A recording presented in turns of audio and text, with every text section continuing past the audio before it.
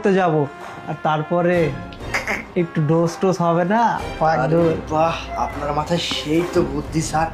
ঠিক আছে, সবই তো বুঝলাম। আমি আপনার জন্য এত কিছু করলাম, আমারও তো ইচ্ছা আছে তাই না? আমারও তো এই ডোজ নিতে। আরে সমস্যা নাই, তোকে দিয়ে দিব যা কিছু।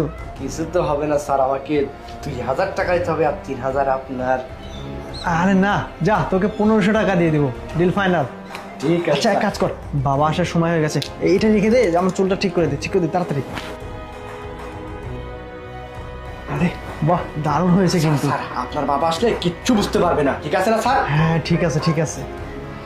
হ্যাঁ হ্যাঁ, আমি তো বুঝতেই পারবো না, আমি সব বুঝে গেছি। স্যার দেখছেন, আপনার ছেলের চুলগুলো ঠিক আগে যেমন হ্যাঁ। ছিল তেমনই করে দিয়েছি। দেখছো বাবা, হ্যাঁ, কত- হ্যাঁ। কত সুন্দর হয়েছে চুলটা? হ্যাঁ হ্যাঁ, অনেক সুন্দর হয়েছে।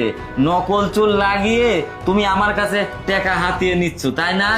আমাকে এই সেলুনের মালিক বুলবুল সাহেব, সে আমার একটা নিকটতম বন্ধু, সে আমার সব কিছু বলছে। তাহলে শোনো। আরে এটা রেজাউলের ছেলে না? আমাদের সেলুনে এই চুল বড় বড় রেখে খুলছে, আবার সেই চুল ফেলে দিয়ে, এগুলো কি হচ্ছে? রেজাউলের তো একমাত্র ছেলে এই ছেলেটা, কিন্তু এই আচরণ করছে কেন? অবশ্যই কিছু আছে, আমি রেজাউলকে একটু ফোন দিয়ে নিত। স্যার স্যার, আপনি ভুল বুঝতেছেন স্যার। হ্যাঁ, আমি তো ভুলই বুঝি, সব সময় আমি ভুলই বুঝি।